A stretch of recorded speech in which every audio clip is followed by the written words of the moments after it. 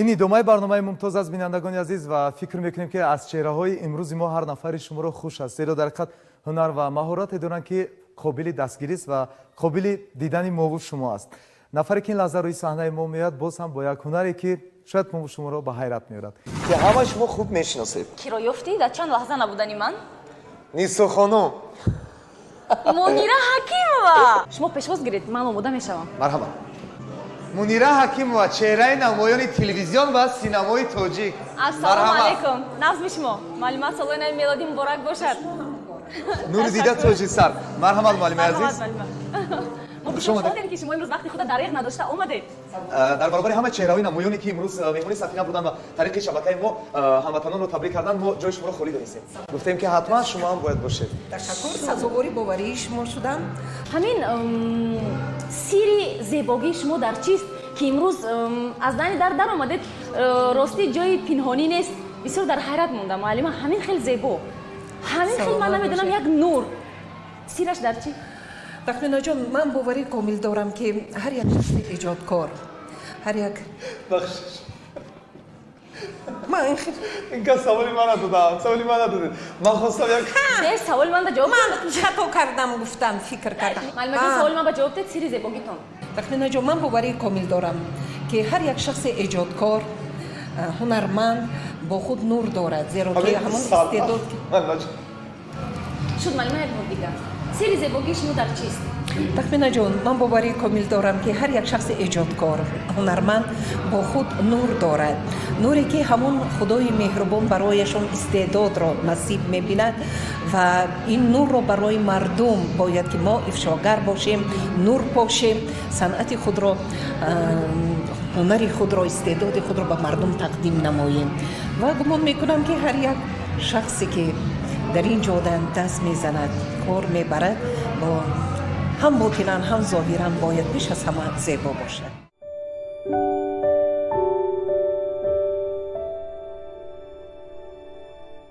میدونی امروز من بسیار میخوام همین چیز رو یاد کنم و گپ زنم که چقدر سالها گذشت اما دوستی ما و تو و همین چنین دوستی باز دیگر فرزندان تلویزیون سفینه بین همه ما پراکنده نشد، جدا نشد، نگاه نکرده به همونایی که ما رو جنگ انداختند، نگاه نکرده به همونایی که اینقدر به خود خبر میبردن میبردن.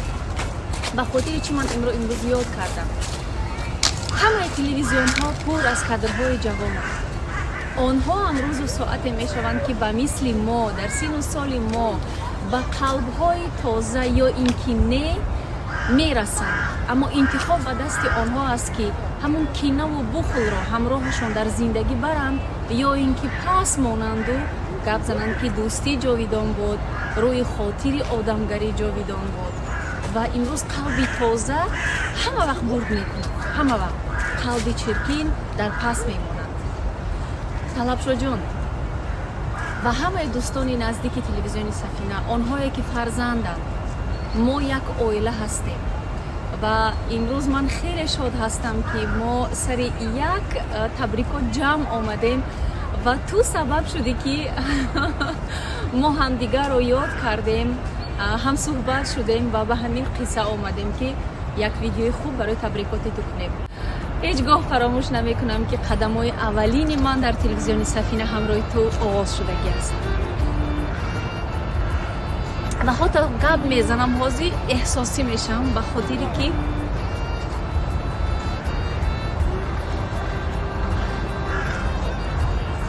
خوب است، به خاطری که این هم قصه زندگی من است،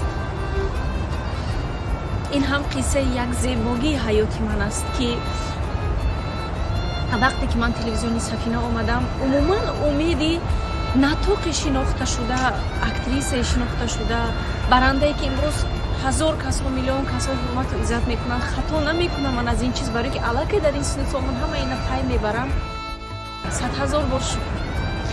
اما من امروز باید یاد کنم که طلبشو حکمت همین چیز از پشت همون پروژه های همراهی ما شد و وقتی که تو ما رو دیدی یکمین فکری که در فکرهای تو آمد، تو طرف من گفتی که تخمینه نوید نغزو یا یکم برنامه یک جا همراه آغاز کنیم، یکم شروع کنیم و قصه ما و تو سر شد از برنامه های تبریکاتی، قصه ҳамкории мо сар шуд аз проектҳои табрикотӣ ва аз он проектҳои то соли нав ва ҳама ин ба ростӣ ман бояд имрӯз ёд кунам. талабшо ҳама вақт мегуфт ки ака барои чӣ мо дар як ҷо кор мекунем, дар як идора ҳастем, бо ман кор намекунем.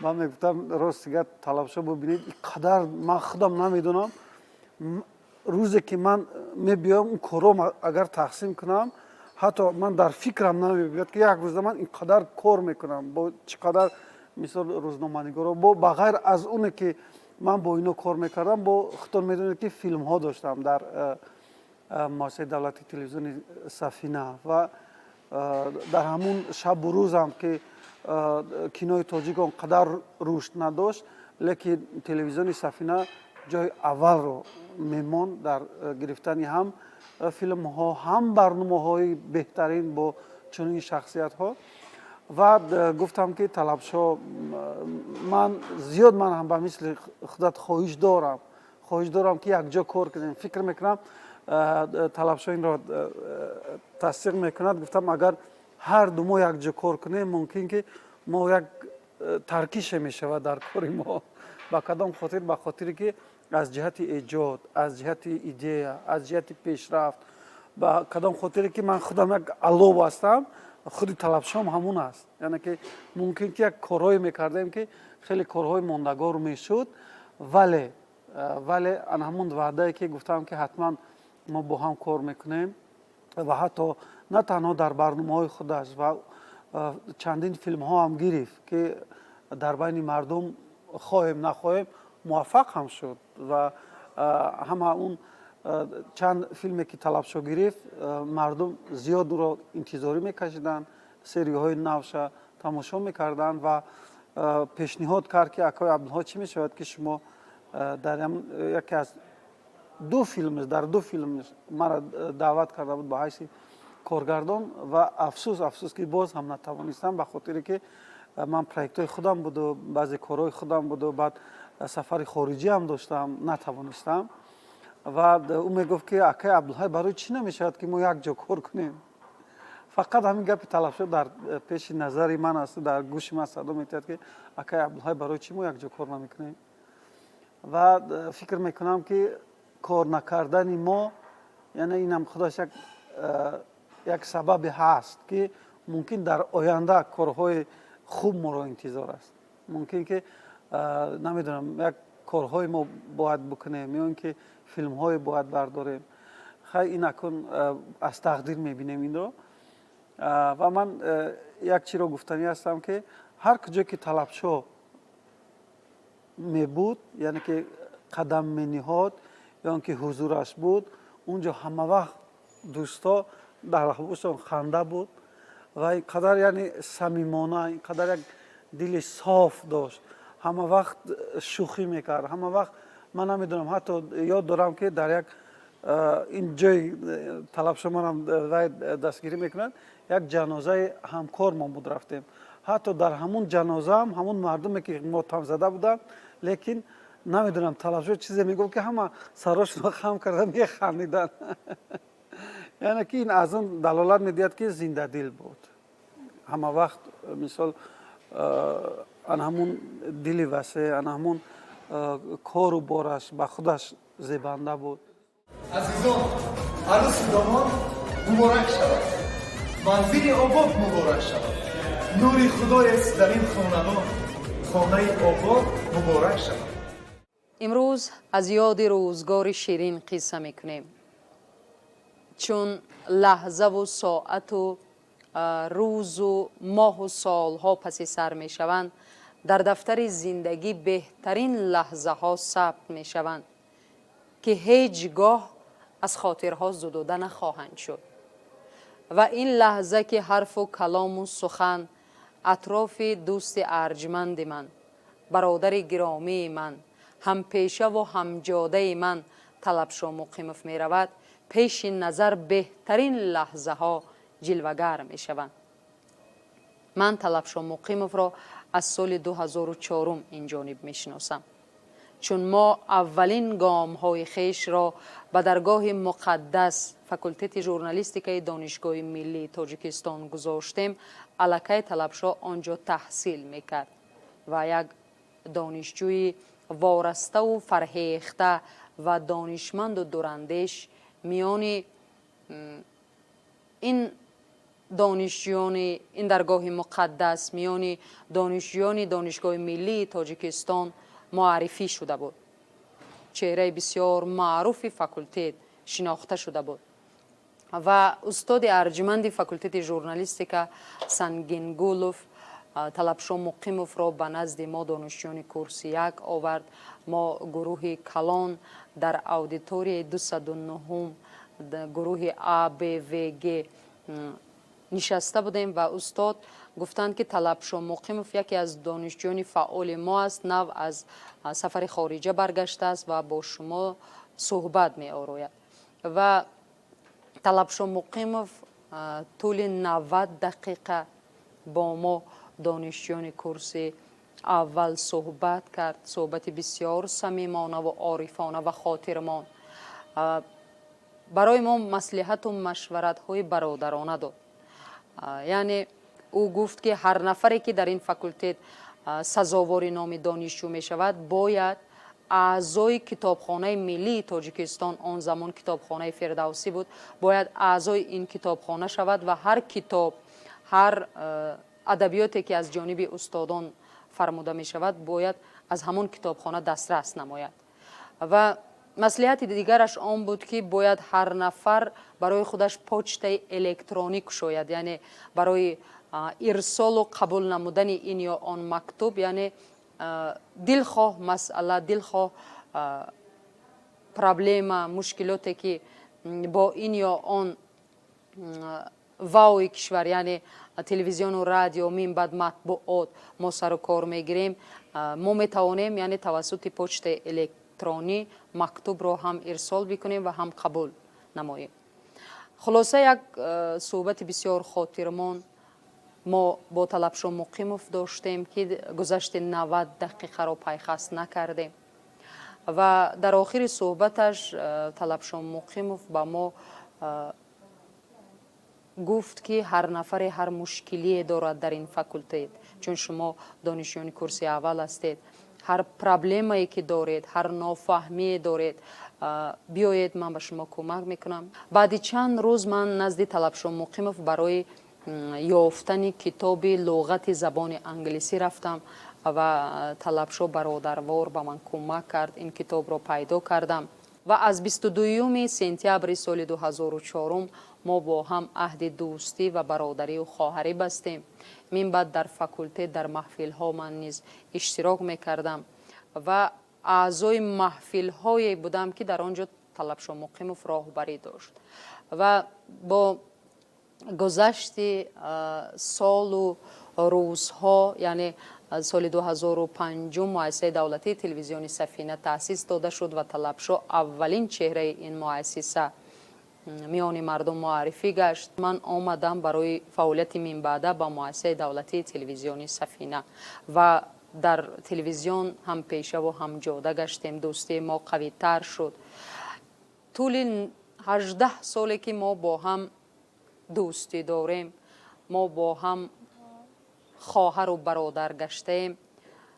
در بسیار سفرهایی که به خارج کشور داشتیم ما هم سفر بودیم، چون میگویند دوست رو در سفر میشناسی و من کوشش میکردم که در همه سفرهای خارجی که انجام میدهم طلبشا مقیموف با من باشد. با این خیل همسفر انسان غمگین نمی شود، گذشت سفر و روزها رو نمی فهمد و من کوشش میکردم که مدام همسفر باشیم. بهترین لحظه ها رو در سفرهای خارجی ما پس سر کردیم. من به یاد میارم سال 2012 ما از جانب پالاتای سودای جمهوری تاجیکستان سفر کردیم به کره جنوبی.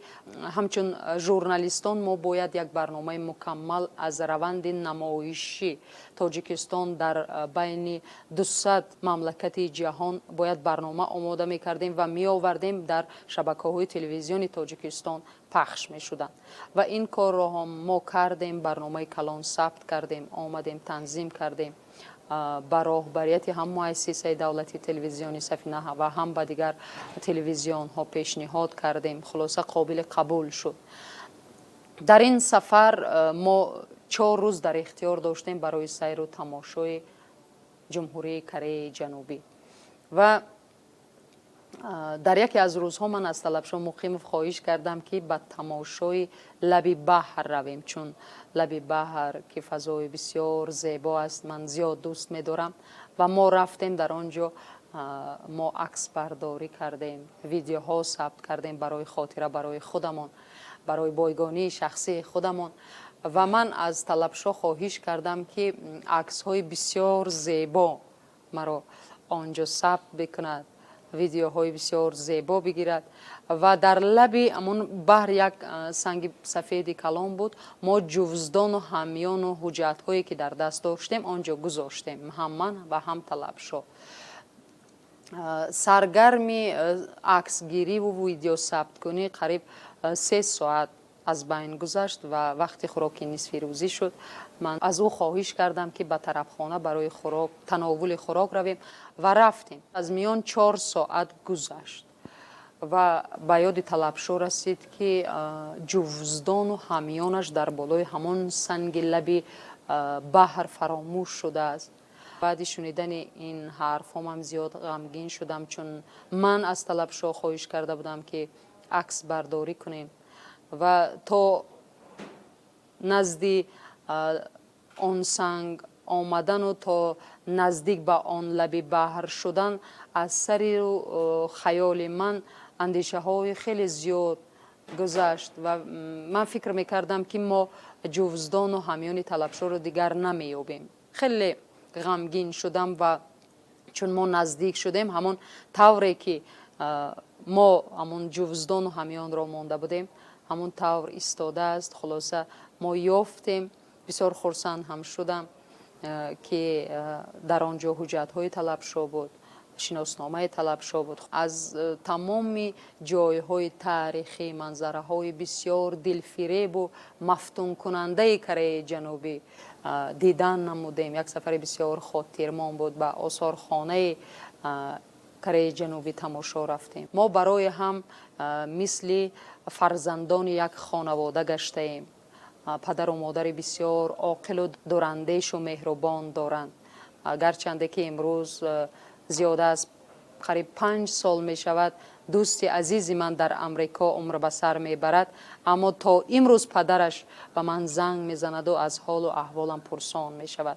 مادر بسیار ارجمند دارد. من نوابسته از آن که امروز طلبشاه در امریکا قرار دارد من به حوالی آنها می روم. عائله بسیار آباد و سالم دارند. خداوند نگهبانشان و طلبشاه برای عائله ما نیز فرزند شده است. ما او را همچون برادر، همچون عضوی عائله خود می‌دانیم. از روزهای اولی که با تلویزیون سفینه وارد شدیم، طلبشاه همچون یک چهره بسیار نمایان تلویزیون سفینه خود را معرفی کرده بود و به یکم شک شبهه حتی ما دیلیو نمی‌شدیم که به طلبشاه نزدیک شویم، زیرا که او در هوا و همون در یک لحظه بود، همون لحظه که او واقعا هم معروف بود و اینقدر مخلصانی که او را پیگیری میکردن، اینقدر نفران زیاده که همه روزه نزد دروازه های تلویزیونی سفینه می آمدن برای تنها دیدن و دیداربینی با طلبشاه مقیمov. خب ما همچون یک جوانهایی که با گفتی آن وقته کارمندان تلویزیون سفینه، کودکای تلویزیون سفینه بودیم. برای ما انقریب همه در همه جا وارد شدن ممنوع بود. در تلویزیون سفینه ما تنها می‌آموختیم، در حالت آموزش قرار داشتیم. ولی نوبست با مدت انقریب 4-5 ماهی در سفینه فعالیت کردن طلبشاه با ما دوستی پیدا کرد و باید بگویم که واقعا هم ارزنده نام دوست هستند бисёр бачаи фидоиянд, ҳам фидоӣ ба касби ҳунар ва ҳам фидоӣ дар дӯстӣ. хеле таассуфовар он аст ки имрӯз ана ҳамун ҷаҳду талоше ки мо доштем, он нафароне ки пешкор мекарданд, дар ҷавонон чиза намебинем. зеро ки мо ҳар кореро ки мекардем бо завқи тамом мекардем. мо ҳатто барои интихоби либос, ҳатто мерафтем аз мағозаҳои либосфурӯшӣ ба қавле қарз мегирифтем ё ин ки хоҳиш мекардем ки либоса ба мо бидиҳанд ва мо он этикеткааша намекандем, дар даруни ҷайбаш мемондем, сабта анҷом медем ва ҳатман ки ӯро бурда медодем ба он мағоза, зеро шароит надоштем барои харид кардан.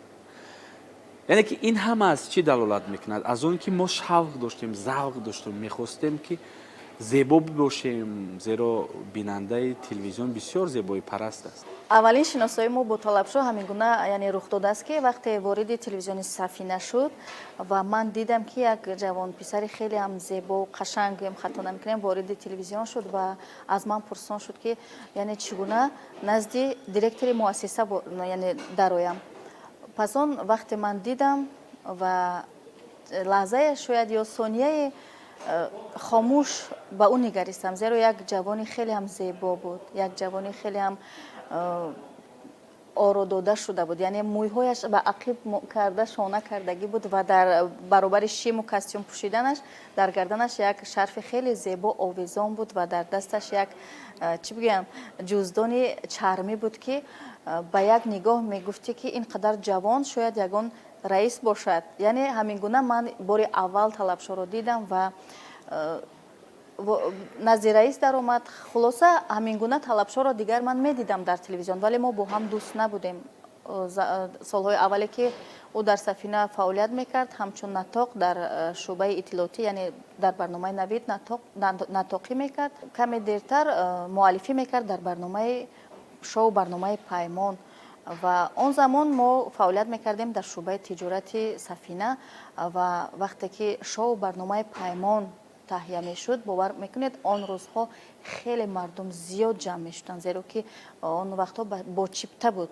вақте ки одамон меомаданд чипта харидорӣ мекарданд ва барои чипта ҷанг буд ва ҳатто мо кормандони ҳамон муассиса наметавонистем вориди барнома шавем ва тамошо кунем аз хеле зиёд будани одамон ва мо бо ҳавасу бо ҳайрат яъне ба он барнома аз дур назора мекардем, ба одамони он барнома, ба иштирокчиёни он барнома. хулоса чанд соле ки сипарӣ шуд ва мо яъне қисмат будааст дар як идора шудем ҳамкор, эҷодкор дар идораи эҷоди телевизиони Сафина. дӯстии мо аз идораи эҷод шурӯъ шуд ва аз ҳамон соле ки шурӯъ шуд дӯстии мо, соли 2009 буд, яъне шурӯъ шуд дӯстии мо бо талабшо дар идораи эҷод ва мо як гурӯҳи хеле иттифоқ будем ки яке аз дӯстони беҳтарини мо талабшо буд ва дар он идора ҳар нафаре рафтору хӯи худро дошт. нафаре ҷиддӣ буд, як нафаре дигар рафтору хислати дигарро дошт, вале талабшо як хислате дошт ки ҳангоме ки дар идора буд ҳеҷ кас дар он ҷо рӯҳ афтода набуд ва хеле нафари шухтабиат буд. рӯзе набуд ки бо касе шӯхӣ накунад ё касеро накушад бо шӯхиҳояш, ё ки шабними шаб мешуд ба ман паёмак мефиристод ки насиба фалониро табрик кун, бачадор шудааст, ё ки насиба фалониро ҳамдардӣ кун, падараш нобуд шудааст. хулоса ҳар рӯзе як навигарӣ дошт барои мардумро таъбашро болида сохтан. аввалан салом ба Талабшо Муқимов ва ба тамоми тоҷикони Тоҷикистону ҷаҳон. хуб, дар бораи Талабшо Муқимов хеле зебо васф кардан. инҷо ёрону дӯстону ва дигар нафароне ки бо ӯ кор кардан ва фаъолият доштанд. хуб, ман бошам мехоҳам аввалан дар бораи шиносоии худ бо Талабшо Муқимов қисса кунам. чун барои чӣ аз ин сар кардам? чунки маст дар ана ҳамин рӯз, яъне 9 ноябри соли 2011 дар ин рӯз ман фаъолияти кории худро дар муассисаи давлатии телевизиони Сафина оғоз кардам ва дар ана ҳамин идораи эҷод ки дар ин ҷо Талабшо Муқимов кор мекард. ҳамин ки вориди Сафина шудам, Талабшо Муқимов дар такоппу буд, яъне бо як ширинии калон дар идораи худ аллакай омодагӣ медиданд. яъне бо ан ҳамин ширинии зиндагии ҳаёти ӯ аввалин рӯзи мо шиносоии мо оғоз шуд.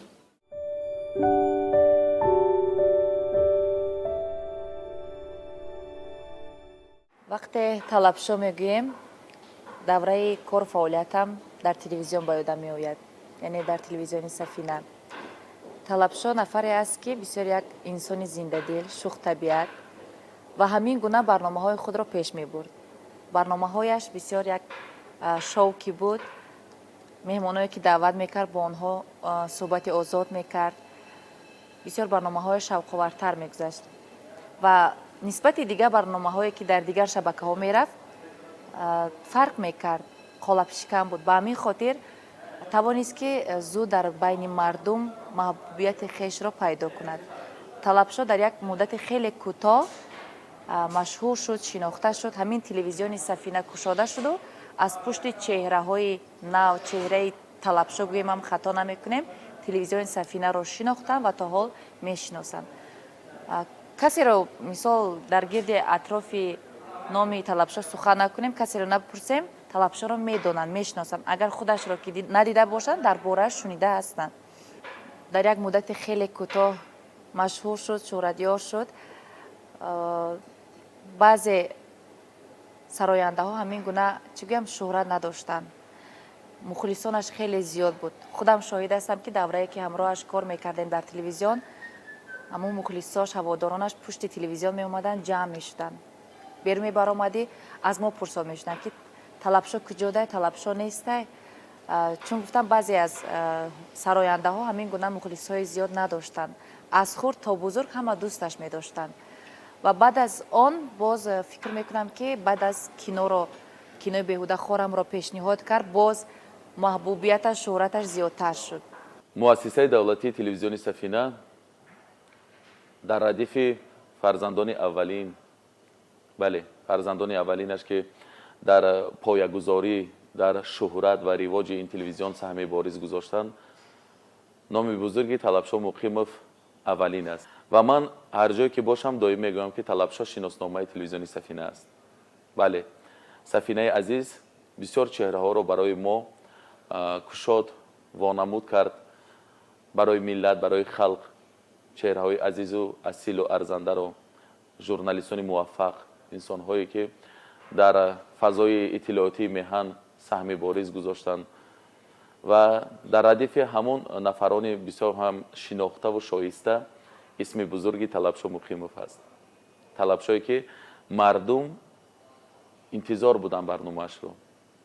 мардум лаҳза мешумориданд то ин ки як ҷавони бо нуру нерӯ, як ҷавони соҳиби истеъдод, хушсухан, тозанигоҳ, сабзандеш ки як таҳаввулоти ҷиддиро дар фазои иттилоотии кишвар ворид намуд бо барномаҳои аввалини хеш ва махсусан барномаи Паймон ки суҳбатҳову мавзӯъҳову чеҳраҳоеро ки аслан дар ягон мақолаву маҷаллаву телевизиону радиоҳо набуданд, ӯ тавонист барои мардум муаррифӣ созад. ӯ воқеан як таҳаввулоти ҷиддиро дар телевизион кард. ҳам бо барнома, ҳам бо чеҳраи хуби худ, ҳам бо садои ошнои хеш, ҳам бо суханҳои бисёр ҳам намакин, бо як услубу салиқаи тозаи либоспӯшӣ. ҳатто имрӯз ки ҳама чеҳраҳои муассисаи давлатии телевизиони Сафина атрофи як ҳампешаи мо, як дӯсти бисёрам қарину бадил наздики мо Талабшои Муқим ҳарф заданд ва акнун ки фурсати ман омад, мехоҳам аслан бо Талабшо хотираҳои хеле хуб, хеле зиёд дорем. шаб баъд аз хӯроки шом аз Чикен баромадем, аз назди театри опера балет то хонаи ӯ ки дар маҳаллаи 91 буд, то онҷо бидуни ҳеҷ ҳарфе, бидуни ҳеҷ як ишорае дар такси то 91 ҳатто то 4 ошона мо хандидагӣ ҳастем ва мехоҳам имрӯз сабаби ҳамон хандаҳоро бидонам ки сабаб чӣ буд ки мо ӯ қадар хандидем. худ медонед бисёр як табиати шух, табиати бисёрам ғайриоддӣ дорад. Талабшо Муқимов дар сохтани шоу барнома фикр мекунам вай надошт, ҳамто надошт. Зеро шаф хоб накарда фикр мекард ки чӣ кор кунем ё ки ҳамун чеҳраи барномаша аз куҷо ёбем. Як чеҳрое ки дарёфт мекард дар хаёли дигар журналистон набуд. Як инсоное ки дарёфт мекард, ягон кас фикр намекард ки ҳамчунин чизо дар Тоҷикистон аст чеҳраҳо. Шаб хоб накарда, рӯз хоб накарда, фикр мекардем. Ман корсози барномаи он касо будам. кӯшиш мекард ки шахсоне ки кӯҳансол бошанду леки як дастовар дошта бошанд дар Тоҷикистон. мо шабрӯз бо ӯ кор мекардему ҳамин хез чеҳраро дарёфт мекардем. من که در کوی تو ای دوست پریشان بودم من که در کوی تو ای دوست پریشان بودم از فراقت شب و روز دیده گریان بودم منزل چشم من است جای قدم های تو یار منزل چشم من است جای قدم های تو یار از پی دیدن تو نوکر دربان بودم من که در کوی تو ای دوست پریشان بودم.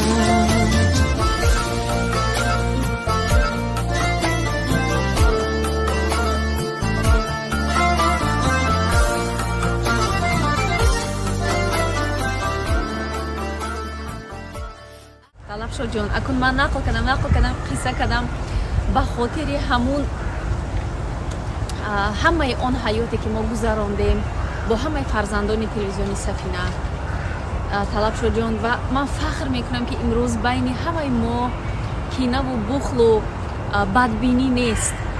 ҳамаи ин чизро як ман не, ман барои чӣ ёд овардам дигар фарзандони телевизиони Сафинаро, ҳамаи инро ҳамаи мо ҳамро аслан ҳамун кадрҳои пештара тавонистем ки манам аз дил кашида бароварда партоем ва имрӯз ҳамаи мо ҳамдигарро мебинем, на танҳо салом алейки нағзисозӣ мегӯем, балки чӣ қадар ба оғӯш мегирем ҳамдигарро ва ҳамавақт дар фикру хубии ҳамдигар ҳастем.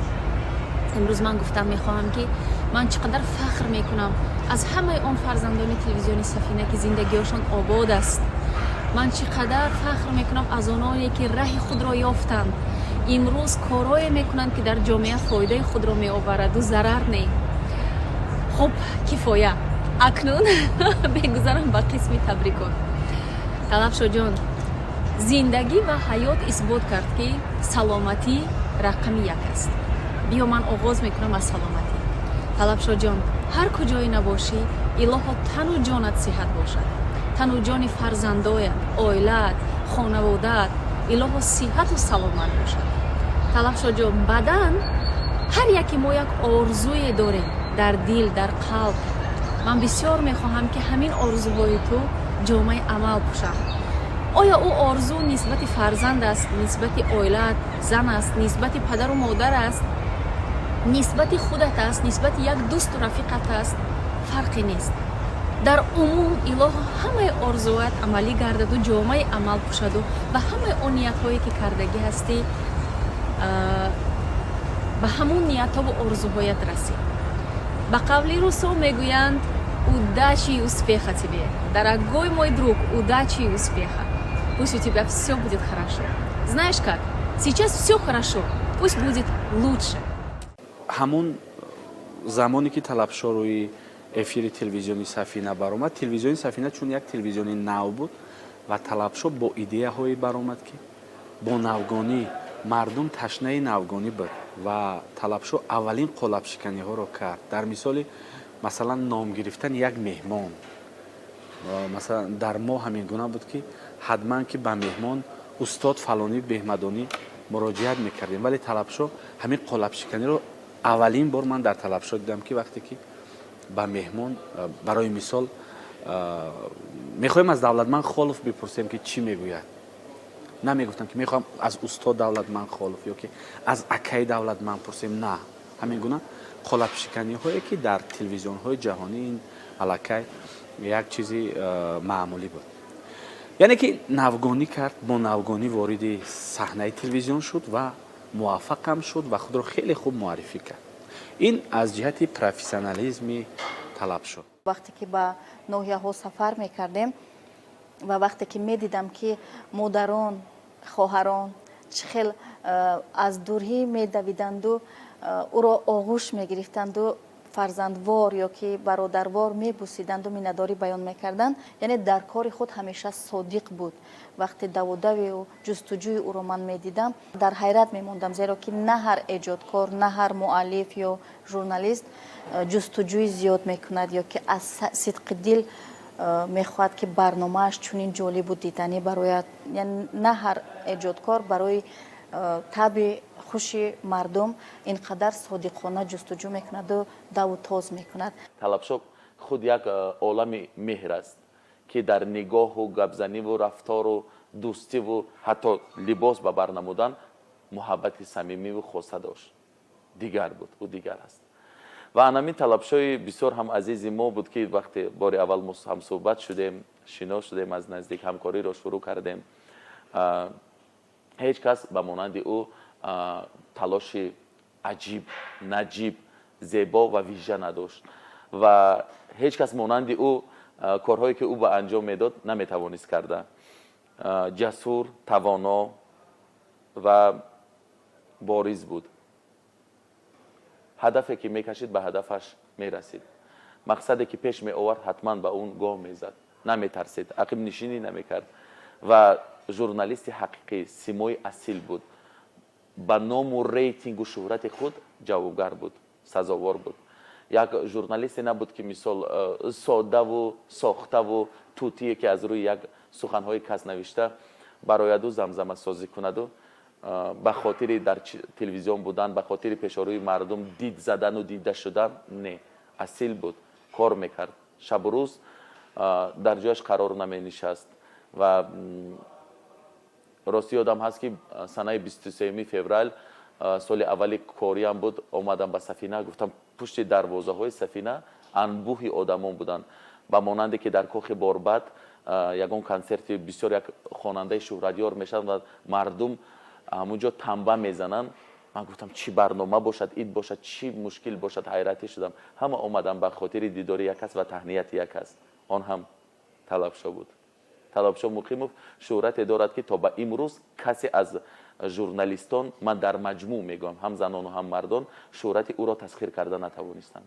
то ҳатто ки дар кунҷи олам аз он лаби дунё, аз он ҷониби уқёнус қарор дорад, аммо шӯҳрати ӯро ҳеҷ кас гирифта натавонист. мегӯянд обрӯи иқбол аз худо аст, худодод аст, худодод аст. як марди нуронӣ, марди соҳиби андеша, соҳиб сухан, соҳиб мартаба, соҳиб мактаб. ӯро пайравӣ мекарданд, ба ӯ ҳасодат мебурданд, ба ӯ ҳавас мекарданд, ӯро мехостанд шикастан баъзан, лекин ӯ шикастнопазир буд, чунки роҳи ӯро рӯшан мекард худо. мегӯянд ба худододагон ситеза макун ки бар онҳо худодод аст, воқеан ҳам худодод инсон аст. ва ана ҳамин як шӯҳрату ваҷоҳату муҳаббату садоқату салобату иродати мустаҳками ӯ буд ки ҳама ҷо медуромад, ворид мешуд, талабшо онҷо пур мешуд, фазо диққатро ҷалб мекард ба худ. талабшо инсоне аст ки дорои қалби бисёр бузург аст, шахси бисёр меҳрубону ғамхору ғамгусор аст. воқеан ҳам дӯсти ҳақиқӣ аст. ӯ одати қаҳр кардан надошт, ӯ одати дар дил кина гирифтан надораду надошт ва ана ҳамин сабурӣ, ана ҳамин таҳаммулпазирӣ бародари арҷманди ман буд ки мо ин қадар бо ҳам дӯстӣ кардем ва барои ҳамдигар фарзандони як хонадон шудему дӯсти бисёр гиромӣ, дӯсти ҷонӣ гаштем.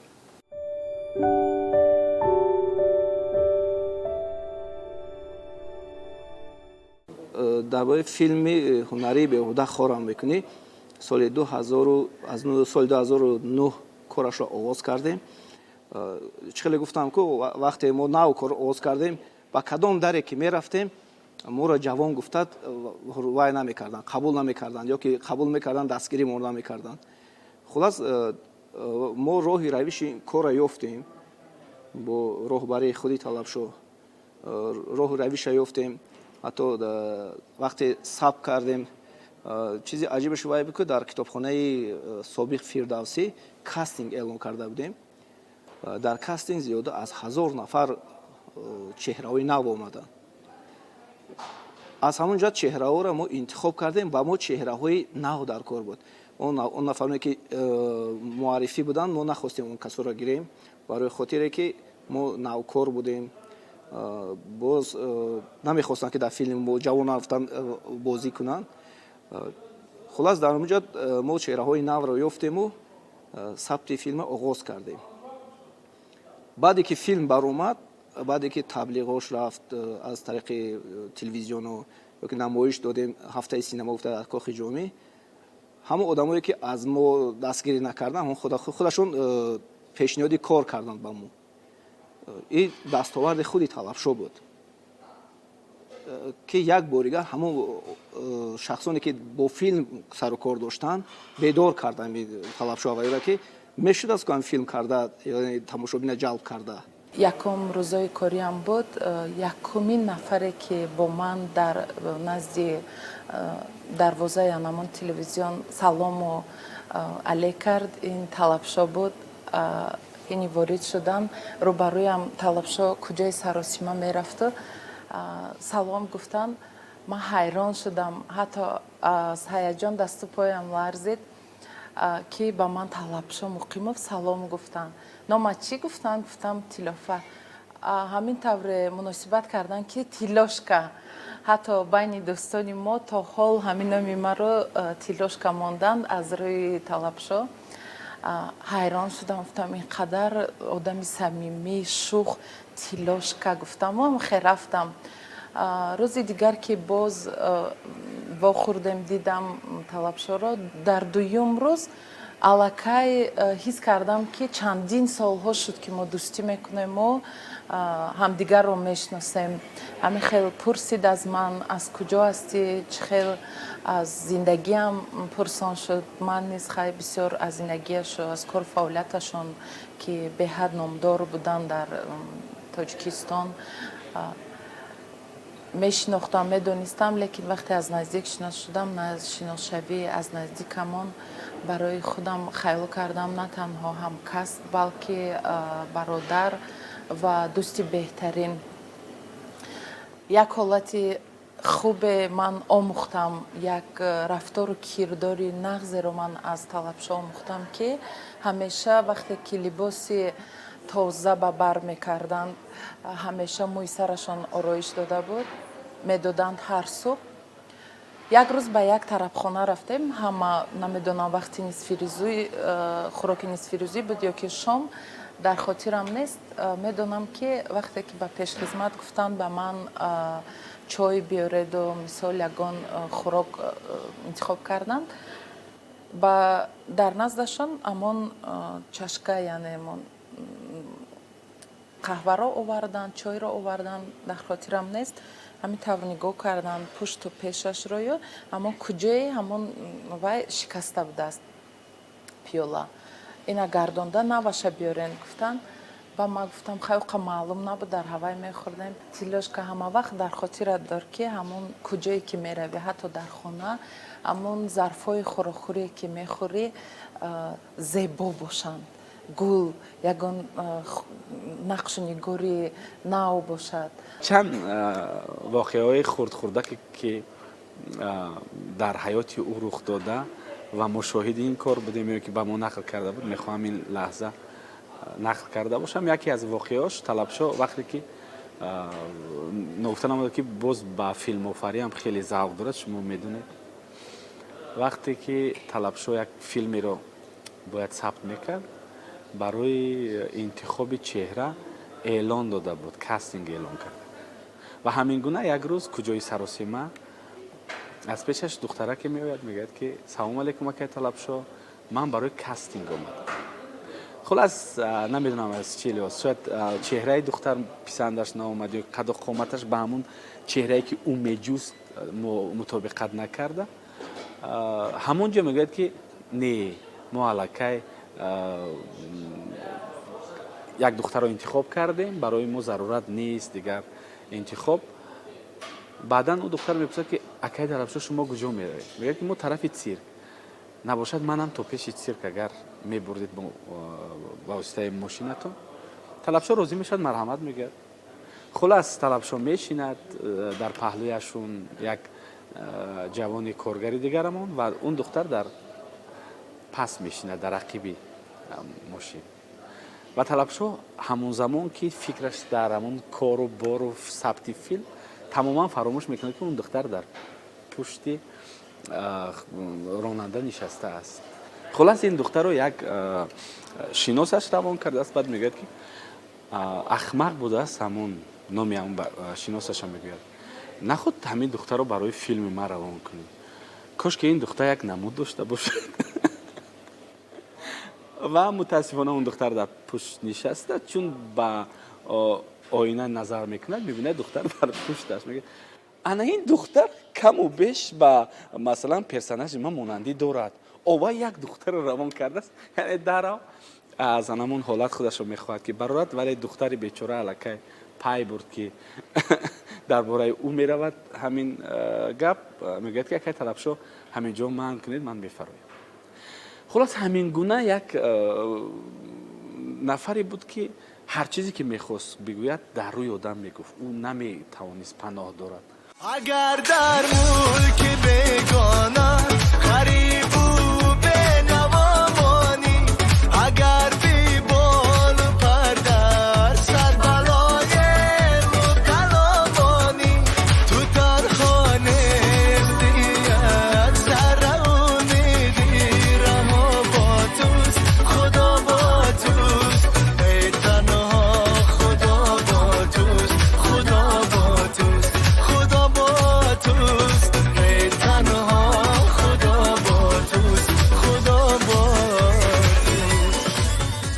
طلبشوی مهربان، باز گفتم میخواهم که تو خیلی خیلی انسان خوب هستی، انسان قوی هستی. وقت این رو اثبات کرد و هر اون چیزی که بهترینی که در حیات و در زندگی است برایت آرزو میکنم. آمین. نقش طلبشو در تلویزیون سفینه بسیار بزرگ و بی‌نظیر است. اگر من بگویم اشتباه نخواهد شد، زیرا چهره تلویزیون سفینه است. طلبشو را با تلویزیون سفینه و سفینه را با طلبشو مردم و هوادارانش شناختند و میشناسند و امروز هم مردم و هواداران و مخلصانش از من پرسان میشوند که طلبشو کی بر میگردد. و خدا کند که هرچی زودتر دوست من به این کشوری آفتاب رویه که همیشه درها و بغل این وطن باز است برگردد و در رشد و نموی من بعده تلویزیون من بسیار میخواهم که باز سهم گذار باشد، زیرا طلبشو فرزند تلویزیون است، زیرا طلبشو فرزند تلویزیون سفینه است. تلویزیون سفینه به طلبشو نام داد، نام داد. طلبشو را تلویزیون سفینه چهره کرد واقعا هم و فرزند بسیار فدایی تلویزیون سفینه، اگر من بگویم اینجا اشتباه نخواهد شد، فرزند بزرگ تلویزیون سفینه است. در قطار این تلویزیون سفینه بهترین چهره ها را میان مردم معرفی کرده توانست که اینها واقعا هم فرزندان اصیل تلویزیون سفینه بودند و هستند و خواهند ماند، زیرا تلویزیون سفینه با این فرزندانش میان مردم معرفی شد، با بهترین لایحه های فرزندانش و واقعا هم در رشد و نموی هر کدام اینها تلویزیون سفینه نقشی بسیار بزرگ دارد. و ما که با طلبشو مقیم در یک مؤسسه فعالیت داشتیم و دوستی همون که بسیار قوی بود، با هم маслиҳат карда будем ки як барнома як лоиҳаи якҷоя пешниҳод кунем ва як барнома шоҳбарномаи зиндагӣ соли 2008-9 мо омода карда будем. барномаи ман фикр мекунам ки дар хотири бинанда нақш бастааст. барномаи бисёр он замон маъруфу машҳур буд бо номи зиндагӣ миёни мардум ном бароварда буд. ва ин лаҳзаҳо ки мо дар бораи дӯсти арҷманди ман, бародари гиромии ман, фарзанди хонаводаамон талабшоҳ муқимов ки ҳарф мезанем, ҷамъ шудан, сарҷамъ шудани ҳамаи мо чеҳраҳои аввали муассисаи давлатии телевизиони Сафина ба хотири зодрӯзи ин фарзанди фидоии Сафина талабшоҳ муқимов аст. мо хостем ки қиссаҳо, мо хостем ки ёддоштҳо, мо хостем ки дар бораи шахсият, дар бораи хислатҳои неки талабшоҳ муқимов инҷо изҳори назар карда бошем.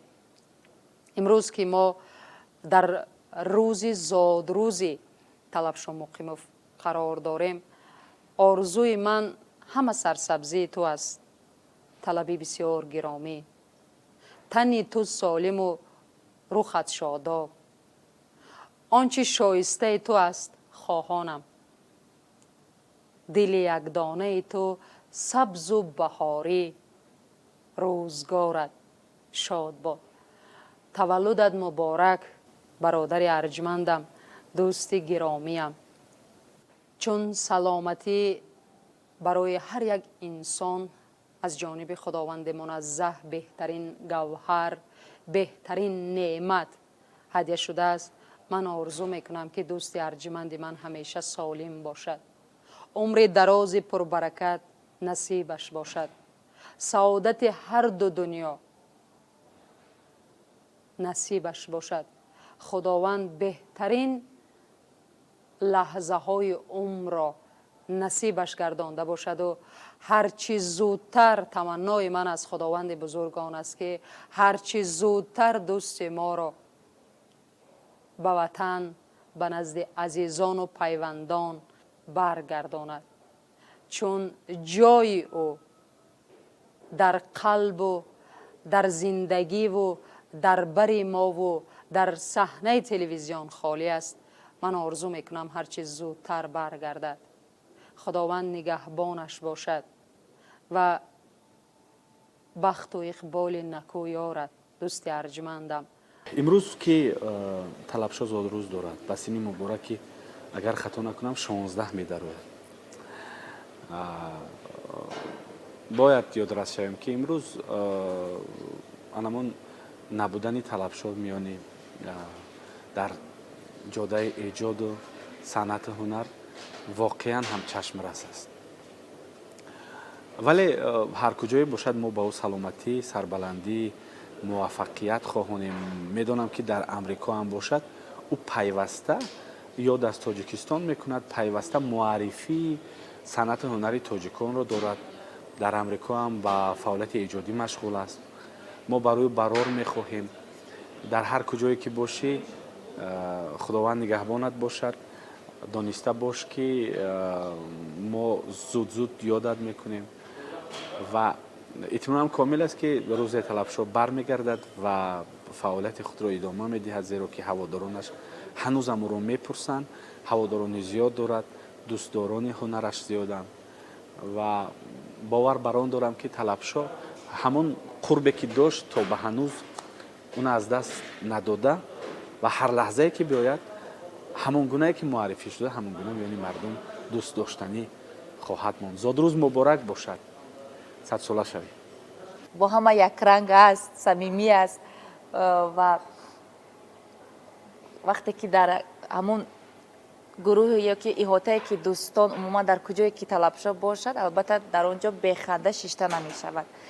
вақте вай талабшоҳро менигарӣ, ҳеҷ фикр намекунӣ ки ҳава ягон мушкилӣ, ягон проблема дорад. хурсандию зиқияш гумон мекунам ки як хел аст. бисёр хотираҳои хуб дорам, нек дорам бо талабшоҳ. ӯ барои мо аллакай бародар гаштааст, чунки мо тӯли чанд сол аст ки якдигарро мешиносем телевизион моро мехе наздик кард, дӯст кард, бародар кард ва ина тӯли чанд сол аст ки рафтомад дорем, суҳбат мекунем ва ина бинед ки чанд сол аст ки Талабшо дар ватан нест.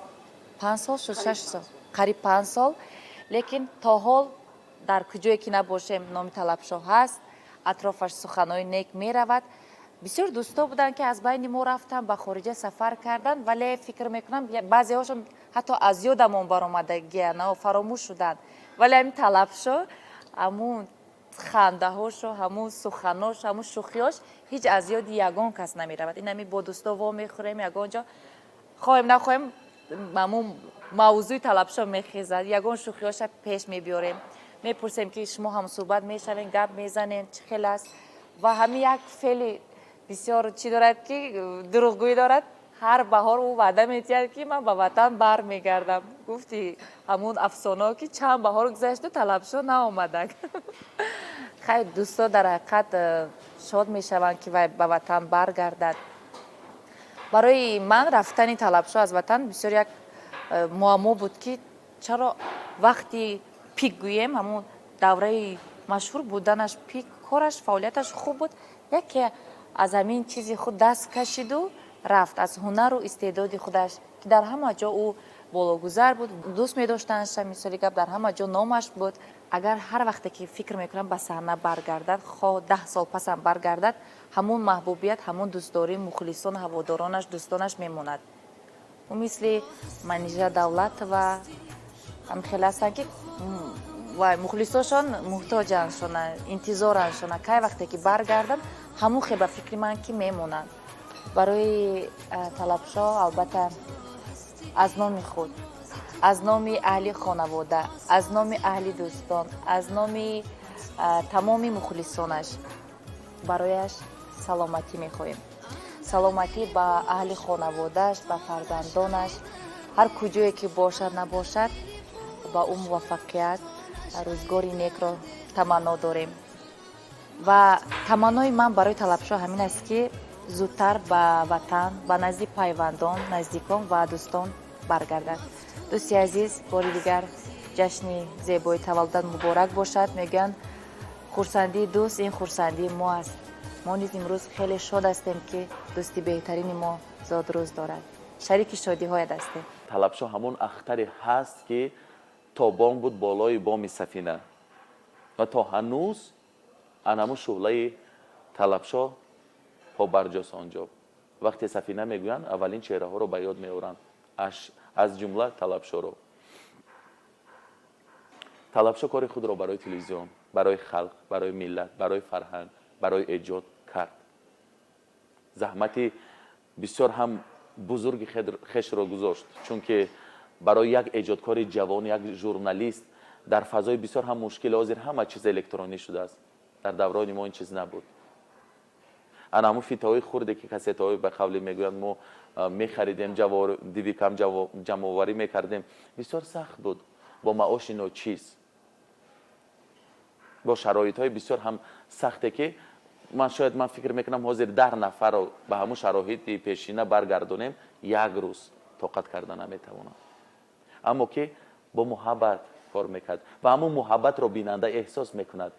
телевизион, оинаи нилгун ҳамин як равзанае ҳаст ки дурӯғро фош мекунад дар имову ишора, дар гапзанӣ, дар барномасозӣ ва на ҳар кас умри тӯлонӣ мебинад. ва телевизион инсонпарвар аст, аммо ки инсонҳоеро дӯст медорад ки қавӣ бошанд, кор кунанд, азму иродаи мустаҳкам дошта бошанд. ва 1 солу 2 солу 8 солу 10 сол кор кардан дар телевизион кори саҳл нест. телевизионро обод кардан нест, кори осон нест. аммо ки Талабшо ҳамон намоди бузурги журналисти ҷавон, барои бисёриҳо улгӯ, яъне идеал, барои бисёриҳо як роҳе ба дуриҳои дур, махсусан барои эҷодкорони ҷавон буд ки ба ӯ пайравӣ мекарданд. либоспӯшии ӯ, ҳаракати ӯ, гапзании ӯро, ҳарфзании ӯро, ҳатто тарзи ороиши мӯяшро такрор мекарданд. то ҳоло. аммо ҳамеша чизе ки асл аст, асл мемонад, нусха, яъне оригинал остаётся оригиналом, а копия это только копия. барои падари اصیل و عزیز و ارزنده، برای فرزندی با افتخار خاندان، برای ژورنالیستی موفقترین کشور، برای چهره سرشناس، برای سخنگو، برنامه‌ساز و الگوی هزاران، برای یک نفر موفق اما در اصل خاکسار و زمینی و صمیمی، برای دوستی بهترین، برای شخص مهربان، برای انسان شوخ طبیعت که همگان این گونه تصویرش نمیکنند، برای طلبشای بسیار هم عزیز ما، برادر گرامی ما، هم پیشه و هم جاده بسیار هم موفق ما، من پیش از همه که این لحظه و این دمها کنار ما نیست، در این روز زیبای عمرش سلامتی پاینده، خاطر جمع، برار و برکت، راهی روشن، خیال سبز و قلمی که همیشه از محبت او، از درد او، از دنیای او تصویر میکند.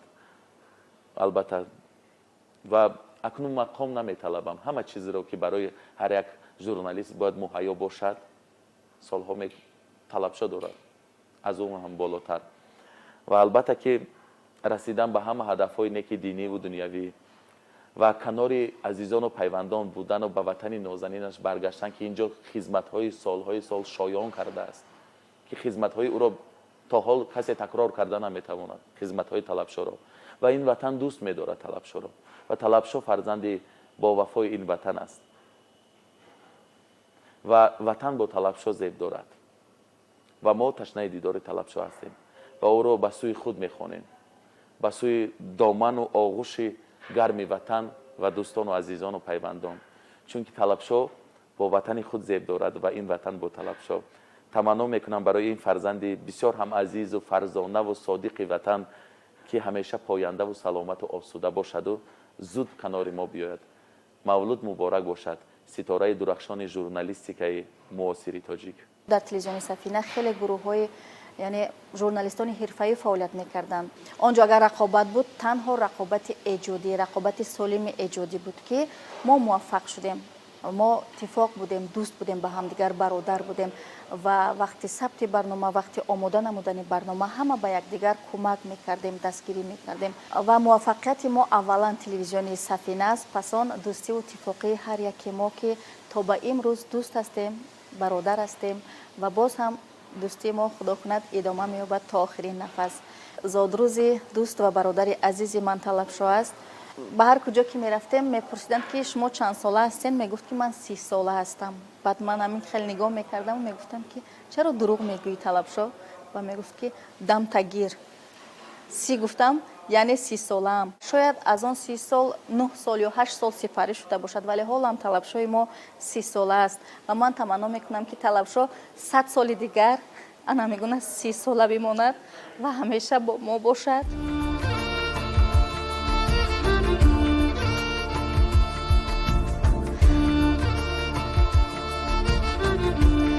خیلی پزمانه شده ایم،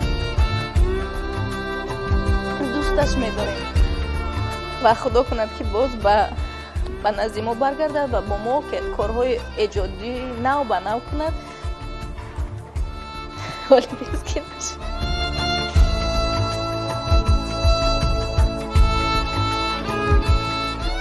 من میخواهم که هر آرزوی نیتی که در دل دارد، آرزویش را میدانم که باید میخواهد، آرزو دارد که در وطن خیش باشد، زیرا وطن خود را خیلی زیاد دوست می‌دارد.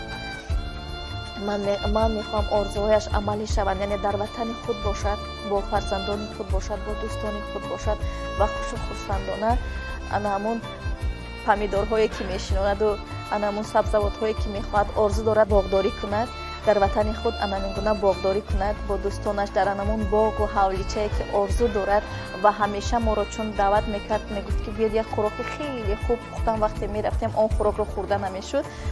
من تمنا میکنم که باز به وطن برگردد و انامون خوراک‌های با لذت بمزه، با لذت فرقش نه، مهم که ما با هم باشیم و خوش و خرسندانه عمر به سر بریم و باز ایجادیات نو به نو قلم تیز داشته باشد. سلامت باشید.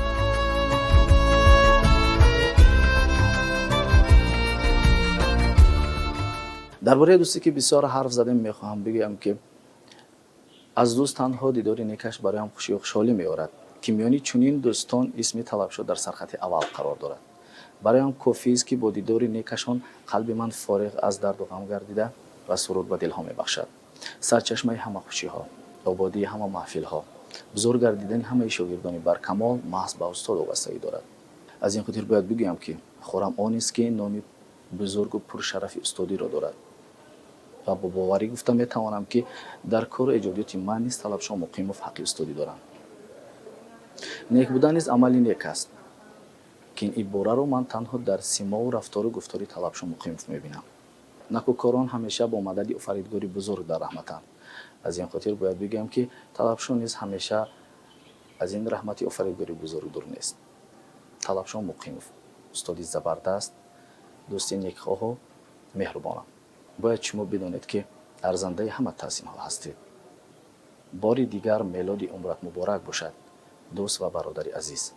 ҳар яъне барномае ки ӯ таҳия мекард ҳама вақт бинандаи худшо дошт, ҳама вақт қолабшиканӣ мекард.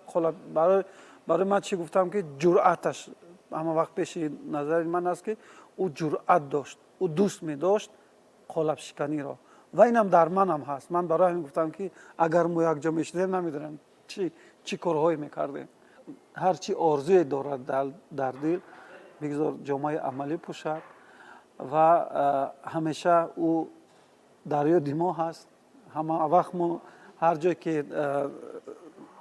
яъне ки кормандони телевизиони Сафина ё ки дӯсто вобухӯрем, ҳатман ки уҷо номи шумо ҳаст талабшо, мо шуморо фаромӯш накардем ва инчунин мо пайгирӣ мекунем ки дар ба воситаи интернет он аксҳо ё ин ки он наворҳое ки мегузорӣ ҳама вақт мо тамошо мекунем, аз муваффақиятҳои шумо огоҳ ҳастем. фикр мекунам ки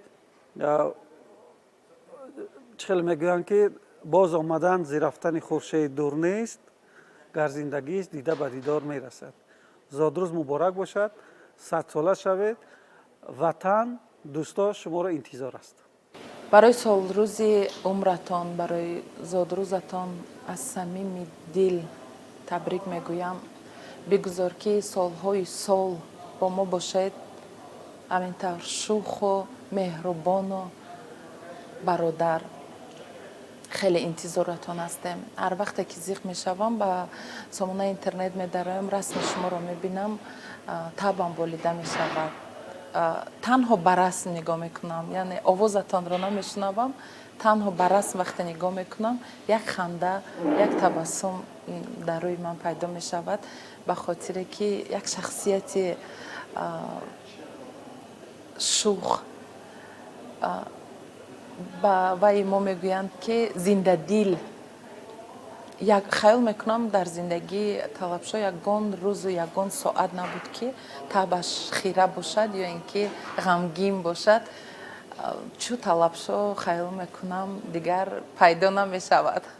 агар пайдо шавад, талабшо намешавад.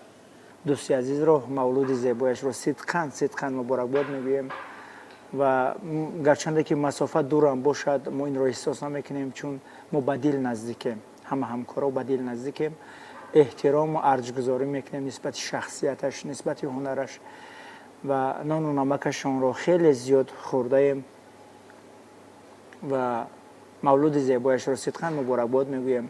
аз номи худам, аз номи пайвандон, аз номи аҳли оилаамон муборакбодаш мегӯем. пеш аз ҳама сеҳатмандии комил, виҷдони пок ва болидарӯҳии ҳамешагӣ на танҳо дар ин рӯз, балки ҳамеша ҳамсафари умрат бошад. хеле зиёд дӯстат медорем ва ҳамеша дар интизоратем. рӯзгорат пур аз саодат, пур аз нур бошад.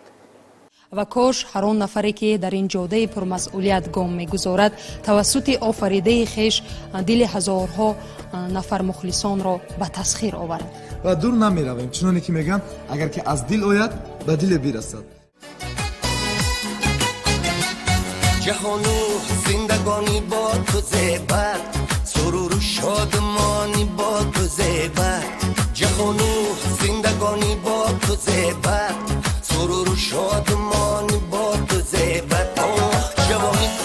ҷавонӣ кун ки имрӯз хушиҳои ҷавонӣ бо ту зебад. муборак шӯри дарёи ҷавонӣ, ҳумоюн бо дунёи جهان